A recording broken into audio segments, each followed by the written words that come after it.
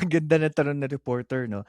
So Congressman, lahat po ng dokumento na sinumite ng iba't ibang ahensya about dito sa proceeding na ito, kayo po ba hindi naniniwala, hindi po ba kayo nagtitiwala sa ating mga ahensya? Parang sabi niya, "I don't want to be judgmental." Eh, kanina ka pa nga nagja-judge, eh.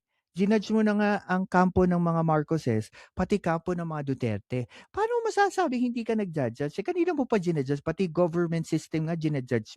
Ewan ko lang, hindi ko alam kung kay Marcos kung mananalo siya, that's another question. Kasi sinasabi ko nga pagdating sa eleksyon, lahat lahat naman ng kandidato, usually lahat ng qualifications nasa kanila, eh, by the book.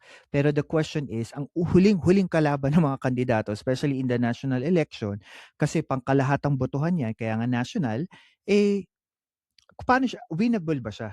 That's the last and final question. Yan bang kandidatong ipinapasok mo sa national election, winnable? Meron bang karisma? Malapit ba siya sa puso at damdamin ng taong bayan? That's the question. Hindi yung nilalagay mo lang sa trono na hindi naman siya mananalo, 'di ba? And I think na 'yun ang rason kung bakit yung mga president ng Pilipinas ay may kakaibang karisma on their own.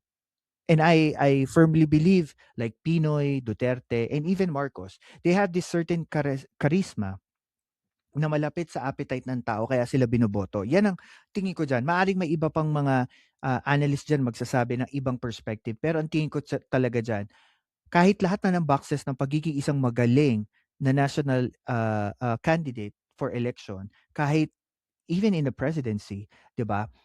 The last and final check is yung charisma. Madadala niya ba 'yun kahit bato sa kanya lahat ng putik, kaya niya bang linisin 'yun sa sarili niyang sa sarili niya na kaya niyang i-survive 'yun, 'di ba?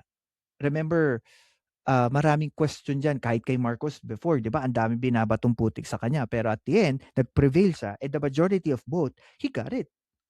Like more than 50 plus percent ng taong bayan bumoto sa kanya. So I really think it's the charisma. Yan dapat ang hanapin. Hindi lang yung kung anong gusto ni Egay i-release na si Mark Rojas kasi hindi nga siya nanalo eh. Sorry to say, hindi siya nanalo.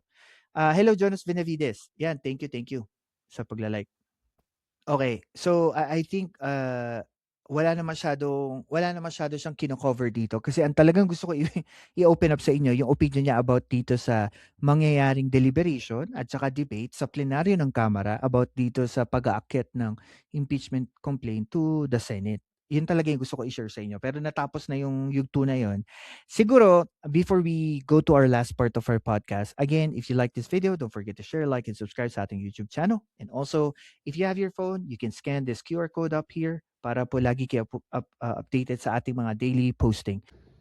Ako si Professor Roland Simbulan at ito ang Philcast, kung saan ang katotohanan ay walang takot na sinasabi. Like, share, and subscribe na.